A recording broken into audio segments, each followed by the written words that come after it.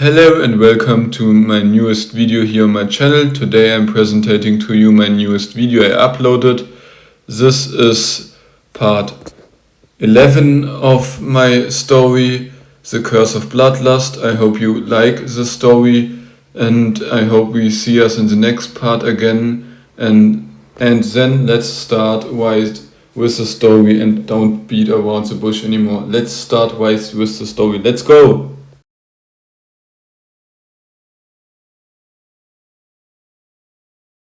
It's a beautiful day. Birds chirp and magic crackles in the air, like the static charge when you pull a plastic blanket over your hair. For a second everything is still, then Rune stirs. When she opens her eyes and looks around, she finds, to her surprise, a barrier built around her that is visibly drawing off her aura. From the inside it appears faintly milky, as if a thin frosted film clings to the air, though mostly transparent. She can't say whether it looks the same from the outside. The fact that it's visible, after everything Rune has heard, shouldn't be normal. None of the vampires she's seen before had a visible, ruby-red, misty aura.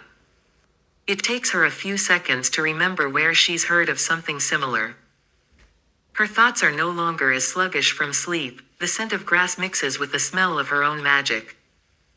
There's no doubt it must be her aura. Every movement of her body produces more of that blood-red, ruby mist. Apart from all the questions of why this is happening, Rune can't help admitting it looks beautiful. It's fascinating to see the mist seemingly flow out of her skin, every hand movement leaving a trailing veil of red behind it. Interestingly, the red fog clings to her as if magnetically attracted to her skin, so far fewer wisps actually detach than she would expect. The mist seems to form a kind of second skin around her. Okay, I've heard of magic taking physical form when it's very strong, but I don't feel that powerful, and more importantly, what made me so strong? Rune thinks as she notices the feeling of boiling blood has stopped. The burning in her stomach, the strain of digestion that had been bothering her, is gone as well, which can only mean that Nathan Godfield's innate magic is now fully copied. The realization that she can now manipulate gods and demons, those spiritual beings born from the faith and belief energy of humans and other living things, makes Rune's heart skip. Calling this ability a game changer doesn't feel like an exaggeration. Within seconds Rune senses the faith energy in the area. It's like the negative energy she felt from the Dust Eaters, only far more intense and widespread.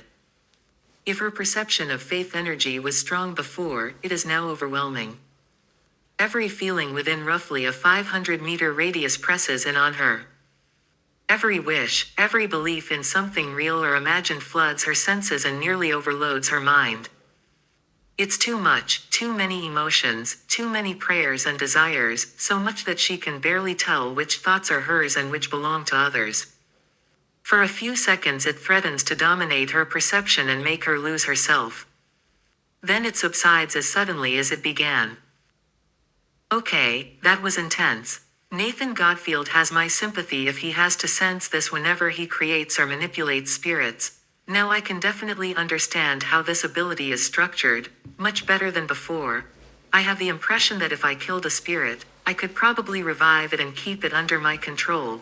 Still, the creation aspect is far more powerful and practical than simply beating and enslaving spirits. Creating them means I wouldn't have to keep hunting them, Rune thinks. But that's not the only strange thing. She's apparently stronger now. Her aura wasn't misty before, and it seems she slept surprisingly long, since it's already evening. Okay, back to the barrier and my aura. I don't know how I got stronger. Maybe I changed somehow. How do vampires ascend? Do they level up like Pokemon? Am I some kind of Pokemon? Whatever. I can say I've gotten stronger, and I can't just walk around campus with a scarlet aura. I'll find out who set the barrier later. For now I need to get a handle on this before I have to create any spirits. In the future I could make a spirit that eats auras and use it to camouflage myself. Rune thinks as she stands and notices the scarlet, blood-red, ruby mist seeping much less and far more slowly through her clothing, now interacting with the world only where her bare skin shows. The mist seems far less destructive than the tales she'd heard, which either means those stories exaggerated things or, for some reason, her aura is simply colored but weaker than it ought to be. It could also be that the barrier is constantly siphoning off the excess aura in order to sustain itself, which conveniently means the aura won't destroy anything because the barrier contains it. There is also a faint residual dampening that seems to lag behind her exit from the field, as if the barrier's effect decays over a few seconds rather than cutting off instantly. If Rune thinks about it for a moment, it could mean that whoever set up this barrier anticipated she might have trouble controlling her aura. Okay, but I still have to try this, barrier or not. I honestly have no idea if I'll be able to control my aura. The exercises in the books I read at my new home in the Silver Star Library always seemed a little too easy, but somehow I get the sense this could be harder than I expect. Rune thinks as she realizes she has completely underestimated the difficulty of the task. Time passes, and even after several minutes Rune can't see so much as a whisper of success. Even in an atmosphere that constantly weakens her aura, the exercises do nothing. At best they send her stomach on a roller coaster and make her feel violently ill. Holy shit, I didn't think this would cause such problems. I figured it would be tricky or difficult, but not that it would make me physically sick, that my aura would press back into me. The exercise sounded so simple. All I had to do was push the magical power I naturally radiate through my pores back into myself, but no, it just won't work. Rune thinks, frustrated at the realization that this approach is failing. The thought of leaving the barrier and still having that delayed weakening effect for a few minutes sends a cold shiver down her spine. Okay, then I've got a problem and I'll have to use the simplest solution. I'll just burn off my magic until I can control my aura again.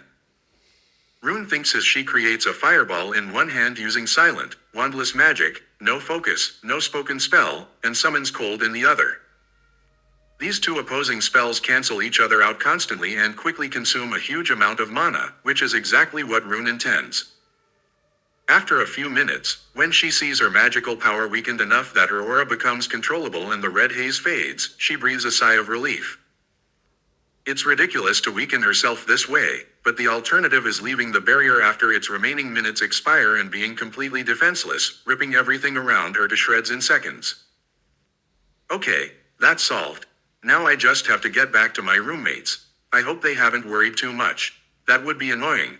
Then again, I'm a vampire. They probably don't worry about me at night. Rune thinks more calmly as she approaches the barrier, whose milky colors dance like a soap bubble that blurs everything beyond it. Up close she finds that analyzing the magical pattern doesn't help much beyond revealing the barrier's rough function. Holy shit, this thing is complicated. It must be the work of a very, very experienced mage. If it isn't the director or a teacher, I don't know who else could have set this up. Rune thinks, when suddenly a slip of paper appears from nowhere and hovers in the air before her. Please inform the director, Neolian, or another staff member once you have your aura under control. If it's already too late, wait until morning. By then you should manage. If you have no idea how to control your magic, create two contrasting magical forces that cancel each other out, like heat and cold, water and fire would do as well. Use inefficient spells that waste mana until your magic drops to a level where you're sure you won't reduce your clothes and everything nearby to rubble. The barrier should help suppress the remaining aura for a short time after you leave it, but only for about 14 minutes. So please be careful next time you attempt an advancement. The poor flowers and trees didn't deserve to be caught in the way. Be warned, when you develop outside the pocket dimension, find a safe place quickly. If your blood starts to boil, you have perhaps a few hours before you fall into a coma. Magic does not work while you sleep, which makes you very vulnerable. Innate magics also do not function during an advancement, so be more careful next time. The note reads in dark green, elegant handwriting. The instant Rune's eyes finish the last letters, the paper bursts into emerald flames and burns away without producing ash or smoke. What the hell was that? I didn't expect a piece of paper to appear out of nothing. That magic signature, those flames, definitely felt like the director's, so maybe Director Neolian helped me. Okay, then I don't need to worry. Rune thinks as she steps through the barrier, which was designed to keep people out rather than hold anyone in. Passing through it feels like walking through a soap bubble, funny and slightly odd, and although many magical barriers look like soap bubbles, seeing such advanced barrier magic is fascinating and only fuels her thirst for knowledge. Okay, I don't know if I'm the only one who gets more eager to learn magic the more wonders I see, or if I'm just unbearably curious. Rune thinks as the world blurs for a fraction of a second and she finds herself in her room the next instant. What the hell just happened? Rune wonders, looking around, slightly bewildered. Nothing else explains the teleportation that has just taken place. Since I apparently don't have much to do tonight and the nice director teleported me straight to my room, I might as well work on my problem of not being able to control my aura. My aura should still be weakened for the moment, and even if I stop wasting my magic now, the effect should last longer than the 14 minutes. Screw it, I'll try to create a spirit. Maybe I can make a spirit born from the fear of darkness that has abilities related to concealment. Maybe it could cloak my aura and act as an aid, though I have no idea how to do this. If it works the way I think it should, I could create a spirit that consumes my aura, or I could somehow store that energy in crystals. Either way would be great. Then I don't have to do that dizzying exercise. I have absolutely no talent for hiding my aura. If I fail, I'll just be a constant beacon of magic, and everything around me will be torn to pieces. That's not pleasant. One advantage is that the constant aura output might prevent anyone from seeing my naked body, since I'd be continuously burning, repelling, or shredding things, or whatever. Rune thinks. So how do I do this now? Rune wonders as she stretches her hands into the darkness and focuses on the innate magic creation and manipulation of gods and demons. It's impressive how keen a vampire's senses are. The other senses besides sight are unnaturally strong too. That vampire vision alone makes them one of the most dangerous species in the magical world, aside from truly overpowering beings like dragons or elemental spirits, or whatever you want to call those things, phoenixes. There isn't only the fire phoenix from the stories, there are also lightning, water, earth variants, which are basically like giants, and there are winged beings people call angels. But even the Silver Star family books don't say much about those. Back to the task, how do I create a spirit? Could anyone detect that? Nah, I don't think so. If that were the case there'd be a lot more information about spirits. And if I left this pocket dimension it might show up on some radar. There are ways to sense magic usage, and if I'm not sure whether forming a spirit requires magic, I don't want to risk being permanently weakened or getting other negative effects. Okay, now I'm overthinking, Rune thinks, juggling one thought after another. It's easier said than done to create that spirit. Every time she tries to sense the feelings and wishes around her, it quickly becomes too much. Rune keeps at it. Her body is already covered in sweat.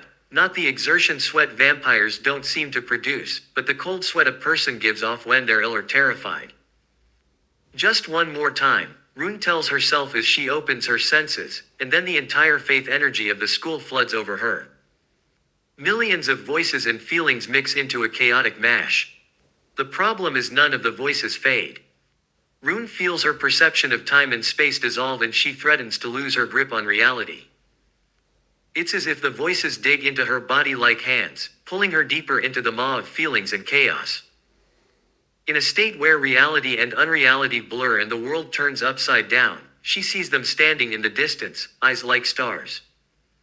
A soul has sunk so deep into the depths, says a voice like millions of angry voices at once. I think she's forming a spirit. How interesting, says another voice that sounds like pain. Leave her alone. You know we must not be seen by humans, says a creature made of pure white and golden flames. It has multiple wings of flame and golden light and seems to stand before a gate, an unnatural suction pulling at her. When Rune can gather her concentration enough to process what she's perceived, the Titans, or whatever they were already gone. For a second Rune feels weightless and wonders what kept her mind together in that place full of feelings and faith. It seems like the pure embodiment of accumulated belief energy. Every wish, every prayer, every faith, fictional or real, was here in pure form. Theoretically, such accumulation should be capable of shaping an almighty God. It feels infinite, though Rune knows, infinite may just mean her perception isn't large enough to see the space's limits.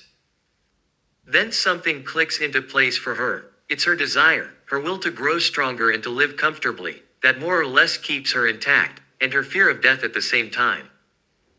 I don't want to die, and I don't want to stay the same, so I won't stay here any longer, Rune thinks, pulling her will and desire inward to extract herself from that place.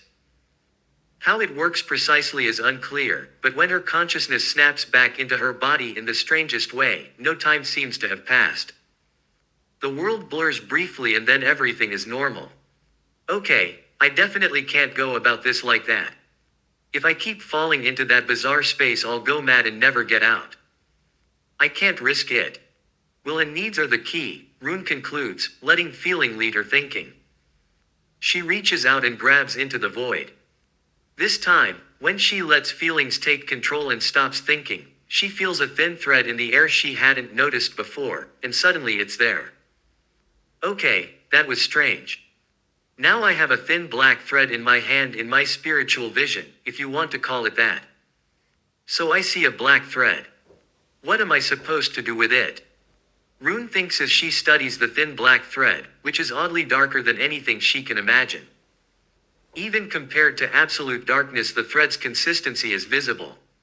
Her vampire senses fail to explain it, and her magic perception insists it's not magic and not physically there.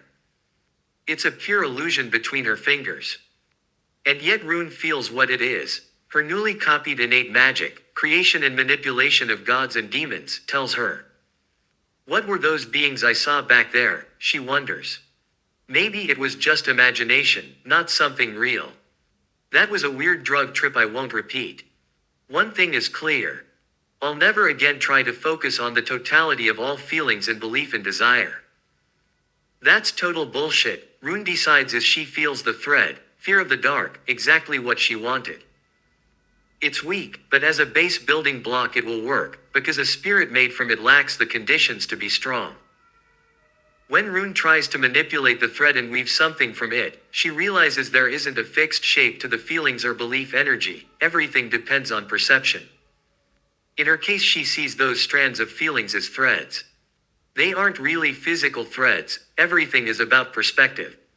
After a few seconds of concentration, or maybe hours, since time loses meaning, Rune manages a small shift in perspective and begins to see the strands as building blocks. Once she achieves that shift, it becomes easier. Focusing on the fear of the dark as a primary building block and trying to stack other blocks on top, Rune quickly finds other feelings don't fit. It's like the fear block is a black Lego, red blocks like anger won't snap on. She experiments further. It's as fascinating as it is frustrating. The combinations are wildly complex, and almost none of the constructs she builds over minutes, or hours, hold more than a few seconds before falling apart. Okay, maybe I have to create it like a golem, with a body. What purpose should my spirit have? How about erasing traces? I could take fear of the dark as the base and then add the wish not to be seen as a core stabilizer, something to hold the other blocks in place so they don't fall apart, Rune thinks as she continues to experiment. Even with this new approach, creating a spirit isn't as easy as she expected. The ability is unquestionably powerful, but innate magic doesn't mean instant mastery. It's completely different from learned magic anyone can study. Only she and Timothy Gottfield will likely ever learn this fully. Another problem, while the magic is instinctive in that it can't directly harm the caster, it doesn't mean you can't harm others indirectly by using it, as Rune already discovered. When the first sunbeams creep over the horizon and cut through the mist, bathing everything in gold, Rune realizes she's completely exhausted. Even if she hasn't burned magic, the effort is mentally draining in ways she didn't expect as a vampire. Okay, I'll have to postpone this. I can't do it now with everyone awake. If people find out what my innate magic really is, I'm screwed. Sure, it would be great to have the Archmage protecting me, but the world would either want my help or put my head on a spike, and I'd like to keep my pretty head. Maybe I should stop, Rune thinks as she lies down for a few minutes rest before she must rise again. Just as she drifts toward sleep, she hears the soft squeak of a dust eater, one that shouldn't be in the room. They shouldn't be here at all, which immediately puts Rune on alert. It's far louder than a normal dust eater, then suddenly she feels a soft impact as if a cloud bumped her. The surprisingly soft and harmless attacker is a completely black ball of fur with a single eye. It's an oversized dust eater that oddly has arms and legs, which looks stranger than anything. If it weren't for the fact that this huge dust eater came from nowhere and radiates no feelings, no faith energy at all, it might feel like a magical prank. But Rune recognizes immediately it's a spirit, the very spirit she must have created. A spirit like this was not what she expected. What the fuck happened here? Why do I feel attacked by a dark cloud? I can even breathe while this thing is on my face.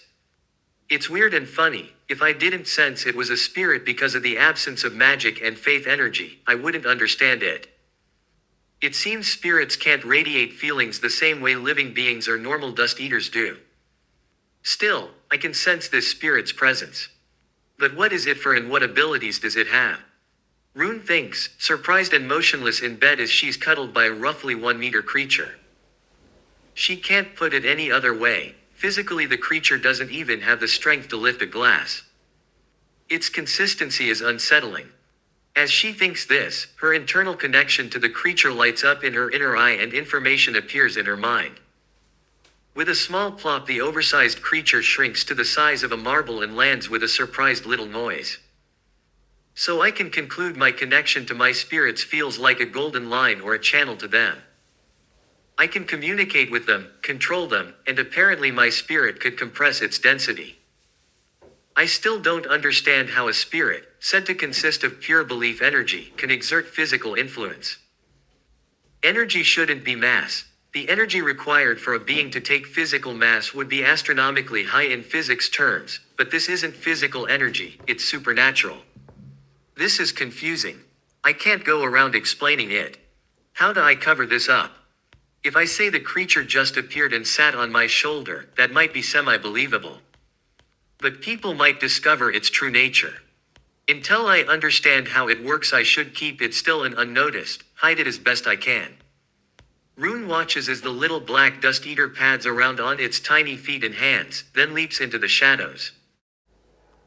Okay, now this little dust eater apparently can merge with shadows.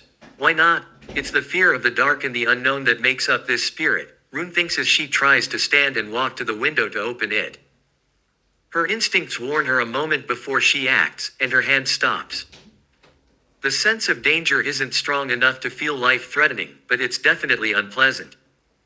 That confuses Rune. She doesn't understand what it could mean. When she lowers her hand, the sense of peril fades. When she reaches for the window again, it returns. Okay, that's weird. Why are my instincts warning me not to open the window? Rune asks herself, baffled. Her pointed vampire ears pick up the squeak and crack of footsteps in the neighboring room, the creak of a door and someone yawning. It's probably one of her roommates. Rune doesn't pay it any mind until the steps get closer and someone knocks on her door. Come in, Rune says, turning toward the door. She's wearing her favorite suit of black silk. One of the many perks of being a vampire is not worrying about ordinary illnesses anymore. Like many other mythological beings, vampires are largely immune to human diseases. Rune has never really heard of magical illnesses, but she feels fairly confident vampires are pretty resistant to most ailments, certainly not completely immune, but far tougher than humans. When the door opens and a sliver of light falls into the room, it's already too late for Rune. She feels the searing warmth on her skin and notices her magic doesn't react. It feels like fire on her skin and she jumps back out of the light. In the next moment, several things happen at once. The worried elf slams the door shut, shadows ripple and a small eye peeks out of the darkness. The room grows darker and even the remaining light disappears. It becomes so dark that, despite Rune's heightened senses, she can only make out total blackness and a single tiny eye. Suddenly her other senses become overwhelming again, just like when she was turned from human to vampire. Everything is unbearably loud and the smells are intense. Even the air and the fabric on her skin feel unpleasant. Before long, Rune senses the magic she had been trying to control erupting outward. Dark red magic pulses from her skin and tears the magically reinforced curtains to shreds. Even the darkness itself can't stop the magic. What the hell is going on in there? Argon asks in his annoyingly loud voice. Rune lost control, Mia says, trying both to keep listening to the conversation and to stabilize the room she modified with her own innate magic. The sheer amount of magical energy is surprisingly strong, strong enough to shatter stone with pure aura and to turn everything in the room into kindling like a whirlwind. When Argon tries to see what's happening, the somewhat clumsy elf doesn't even try to stop him. She knows how stubborn and foolish Argon can be. She prepares instead to close the door as fast as possible. He opens it and is immediately hurled against the opposite wall. It happens so fast Mia barely has time to react. A scent of blood and something else hits her nose. It's not exactly the smell of blood but something that smells like blood. Mia, who has a lot of experience smelling magic, recognizes immediately that it's the smell of magic layered with a blood-like scent. So it's magical, not actual blood spilled. When Mia glances at Argon she sees he's still alive, and she's relieved, though she knows she'd feel worse if someone kinder had been hurt. She doesn't like to admit it, but she isn't as altruistic as she'd thought. I'll fetch a teacher. We need to get this under control, Nathan Godfield says. He crosses the lounge, walking, not running, and worry shows on his healthier-looking face. It doesn't take long. Surprisingly quickly, Golden, the professor of magical beasts, arrives as if he'd been on standby. What we're seeing here is the phase a vampire goes through after they ascend a rank. That's why Rune is light sensitive, but no, even exposed directly to sunlight she won't die. Vampires don't die from sunlight, at least not at every stage. Only ghouls, vampires so weak they actually burn in sunlight, are affected that way. From half-blood onward, vampires generally don't suffer from sunlight, unless a very specific condition occurs, like a rank ascension, Golden explains in his relaxed tone that inspires trust and calms others. While the short man speaks he gestures with his staff and free hand. He uses silent magic, which is rare, but he's using a focus as everyone can see. A moment later a complex rune circle appears in the air before him, an isolation spell often used to keep things out or to lock things in. In this case the barrier is the birdcage echo, very stable from the inside but easily broken from the outside, an equal exchange design. Because the barrier is maximized for internal stability, an outside blow of moderate strength could break it. But everyone keeps their hands off it now. What triggered the ascension, and what exactly are these stages? I thought vampires were just half-bloods and true vampires, Mia asks. You're both partly right, Nathan replies. There are stages, but vampire culture is secretive and tries to keep its knowledge hidden. Vampires are a bit like magpies, they love gold and value. The difference is vampires instinctively hoard everything they deem valuable for their long lives. That includes secrets. They obfuscate and spread misinformation to hide the truth. So it's hard to say which ranking system is correct. From what I learned during my travels, after decades of research, the common hierarchy among vampires is half-blood, full blood, true blood, noble blood, lord blood, and holy or divine blood. Different families keep different secrets, so I can't be absolutely certain, but that's the widely accepted breakdown, Golden explains with a broad, proud smile. Golden seems like the perfect teacher, happy to share knowledge. The real question is which stage Rune is moving into and why her aura has become so overwhelmingly strong. Even the teacher's auras don't become visible, which implies either every teacher is actively suppressing theirs or Rune now surpasses most teachers in raw magical power. And she has real talent, too, so much energy plus skill is frightening. Even before the visible aura appeared her presence felt powerful, now that feeling is far stronger. There's an instinct common to magical beings to sense whether someone has more or less magic, and Nathan and Mia both shiver as the oppressive aura presses through the protective barrier. It's surprising how quickly someone can grow so powerful, it feels like they're living in different worlds. How long do you think she'll have to stay inside? Nathan asks, trying to steady himself. The soft crackle of magic around the barrier and Golden's concentration make it clear holding the spell is difficult. There's a moment of silence in the luxurious lounge when Argon suddenly groans and wakes. He looks furious, as if his idiotic attempt to open the door offended his family pride. Red-faced and snorting like an angry ox, Argon breaks free from the wall he'd been slammed into and stomps toward them. A small fluctuation of magic in his clothes hints he probably used an artifact to absorb the blow. "Just you wait, I'll show you," he mutters. "If you touch the barrier you'll be expelled from the school," Golden warns, trying to restrain the angry young man. Whether it's sheer stupidity, arrogance, or anger that pushes the heir of one of the wealthiest magical families to do something so reckless, no one can say when he grabs the door and actually opens it. Mia is so stunned by the stupidity she hardly reacts. The barrier shatters and the exact same scene repeats. The magical pressure reacts to Rune's aura and flings him with such force that he smashes through the opposite wall, this time into the corridor. The spectacle draws more attention to this part of the castle, exactly what Golden wanted to avoid. Fortunately, nothing clear can be seen inside the room. "I don't understand what's happening inside or why, even after the barrier was broken, something still blocks the light. Maybe it's a protection spell cast from within. In any case, it's positive that no sunlight is coming in and we can't see what's happening," Golden thinks as he stares at the hole Argon made in the wall, then back at the darkness in the doorway. Trying to contain the aura again proves harder than expected. Now it's raging like an enormous ocean of magic. The living room fills with a crushing aura as if the air has turned to lead. Even though that's not literally true, it becomes hard to breathe. In all his years at Intermagix, the largest magic academy in the world, Golden has never felt such a blazing aura. Then, suddenly and without warning, the entire magical emission is sucked away as if a vacuum cleaner has drained the dark red aura. That's highly interesting. What just did that? What sucked away the magic like a vacuum? Golden asks himself as he closes the door and gives the young vampire time to gather herself. Whatever Rune is doing inside, it's something meant only for her. Golden feels it in his blood and bones. He'd rather not know exactly what's happening in there.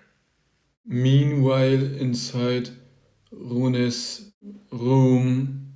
So I'm evolving from a full-blood vampire to a true-blood vampire.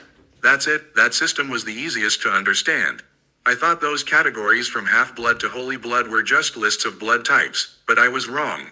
Apparently it's a ranking system based on how powerful someone is. I wonder how powerful I'll become through this development.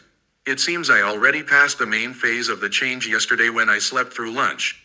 But this doesn't look like the end. When I finish this ascension I'll definitely have to recheck the library books on vampire tiers. It's really hard to remember all this from hundreds of books. No wonder I forgot a few things. I've already read enough books on magic, philosophy and the like. Forgetting one thing now and then makes sense. Rune thinks as she feels her aura more or less come under control with the help of her little spirit.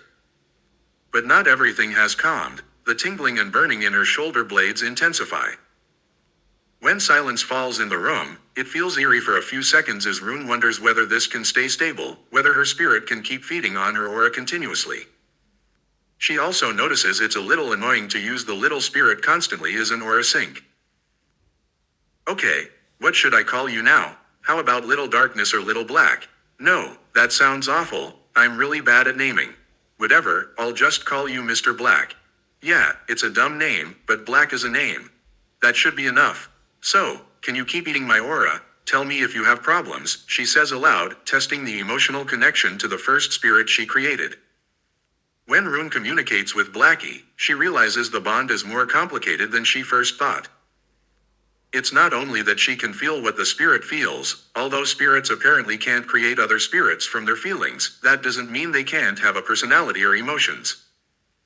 This little creature seems shy and reluctant to show itself, but at the same time unimaginably bleak. The spirit itself would have no problem killing people or tearing out the throat of anyone who sees it. Rune immediately recognizes how problematic that could be. But the spirit's homicidal inclination isn't irresistible, it's only a desire. It's the embodiment of the fear of darkness and of being seen, or more precisely, the fear that one's secrets will be revealed. Focusing on the spirit's powers, Rune sees it can pull objects into a kind of pocket dimension connected to any shadow. Those objects must be inanimate, nothing living can be dragged in. The spirit can suck both liquids and solids into that two-dimensional plane and can even condense magic, aura and ambient magic into crystalline forms. On top of that, it's excellent at stealth. If it wants to hide, you wouldn't be able to tell where it is. Observing the spirit's weaknesses, Rune notes it can't perform physical attacks. It's not useful for direct combat between magical beings. Against ordinary, non-magical humans it's quite practical, because projectiles and other non-living physical attacks can be absorbed into that two-dimensional world. Whether extremely fast things can be caught is another question.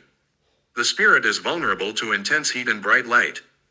And, like any spirit, Blackie isn't alive, in the usual sense. If it's destroyed it can be reconstructed or reborn from the same feelings and conditions. That's the dangerous part about spirits. A fragment of Blackie's energy might remain after a fight, and theoretically it could be reconstructed from the same belief energy. But that's only a theory. Rune isn't sure. Now for a more practical issue. How the hell do I get new clothes? My whole room looks wrecked, she thinks, surveying the considerable damage. And then there's the annoying sunlight problem. In this condition I shouldn't be exposed to sunlight again. It's probably tied to my transformation or rank ascension in the vampire system. I should have checked that more closely. Now I'm in a bit of trouble. I should find a spell that protects me from direct sunlight. Maybe an illusion spell would work. After all, illusion magic bends light, Rune muses, letting her gaze wander around the room. She's surprised the spatial distortion hasn't collapsed despite the damage caused here. As Rune considers her current problems, she realizes that she should use illusion magic for now. But the exact way illusion magic works is hard to visualize, and that's crucial when you want to cast spells silently, when you rely on intent-based magic. Obscura Solarum, she whispers, deciding to use an actual incantation. It's a crutch, but better than walking around without clothes. It takes a few seconds for her wish to take effect, and what she imagined happens. Clothes materialize around her in a brief flash of light. They still aren't actually physical garments, but unless someone inspects them with sonar or a magical perception, they'll look perfectly real to the eye. Somehow I doubt many people have the power to see through illusions, and if they do they're rare. There must be an active ability that pierces illusions, and it should be noticeable unless it's an innate magic, which can also be activated, so I'd probably notice. I'll be cautious. I'll borrow a pretext from someone else, Rune thinks. She remembers how she would have reacted in the past if she'd suddenly appeared naked somewhere. Even her former human self probably wouldn't have panicked wildly, screaming and hysterically fainting. Maybe she would have blushed a bit, but now, imagining it, nothing stirs in her chest. Even if she intellectually knows how a human would react, she no longer seems capable of shame. It takes Rune a few more seconds to realize it's not just imagination. Besides the lack of lust, she genuinely can't seem to feel shame anymore. As she walks to the door and opens it from the inside, stepping into the light, she wonders briefly whether that's a bad thing or a good thing. Manipulating the light and maintaining the spell while trying to reduce her own aura proves far more complicated than she expected. Compressing her aura feels like pressing herself into an ever narrower space. It doesn't feel right, it feels awful, as if she might burst at any moment. I really wonder how the pros manage to adjust their auras manually. In anime it always looks so easy. Why does it have to be so fucking hard in real life? I can't even shave 2% off, even though I'm trying my best, Rune thinks, meeting the eyes of the gathered beings. She also notices a hole in the wall next to the entrance to the living room. What happened here? She asks, mildly irritated, hoping that the disguise of her little shadow spirit will hold long enough for her to get her aura under control and not tear her clothes to pieces in seconds. It seems I'm not talented in every area of magic. Silent magic is cool, but even with intent-based magic I can't manipulate my aura. Potions and aura control are the fields I have no handle on. That's a shame, Rune thinks. It wasn't anything special. Just a rather arrogant boy who thought he had the right to defy my instructions because he's a noble, Golden, the teacher for magical beastcraft, says. His small build doesn't make him any less striking. As a short, stocky humanoid he could easily pass for a little person. His green eyes speak intelligence, and his blonde, almost golden hair and beard glint in the sunlight. Oh, that reckless Argon. Yes, I've got a small problem. My room's ruined and most of the adjoining rooms are destroyed too. Thank you for containing it, but my clothes in there are ruined. Could I borrow something from you, Mia? Rune asks, thinking about how she'll get through the school day while constantly worrying her aura might flare up. With her spirit's help it shouldn't be a huge problem, but relying on it constantly could be risky, especially if someone else can see spirits. The plan comes to her mind as Mia agrees to lend some clothes. She could claim she bought the spirit on the black market. Rune has heard rumors that some people trap naturally occurring spiritual creatures through certain rituals and enslave them. It's hard to prove either way. If it comes up, I'll say I bought Blackie, she decides, then puts on Mia's clothes and adjusts them to her size with a simple household spell, a spell that's easy to learn. When Rune steps out of Mia's room, not much has changed. The hole in the wall beside the living room entrance is already repairing itself. Man, I really didn't know this castle could repair itself. That's handy, Rune thinks. But the room is so quiet that something feels off. The atmosphere is thick with lingering magic, far more than she expected. Feeling the residue of her own aura makes it clear, it will be a real problem if she can't control her magic and her aura without Blackie. Well, I suppose my insurance will cover the damages. Don't worry about it, Rune says, trying to lighten the tension in the room. What the hell? You got your aura under control so quickly and then you act like the damage is nothing. A vampire ascending is rare enough as it is. You make it look like nothing. Most vampires are weak for minutes, hours, maybe even days after an ascension, Nathan Gottfield says, surprisingly not as shy as he usually is. Thank you for your attention. That's it for today. If you wanted to hear more of this story, leave a like and comment down below. I hope you had a lot of fun listening to my story.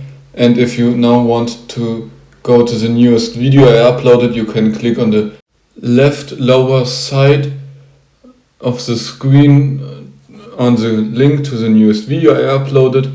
On the left upper side corner of the image of the screen you can now see another YouTube video I created and I like that story. And on the right side of the screen you can also see now the YouTube playlist of the story if you want to go to the playlist and hear all about Rune's adventures.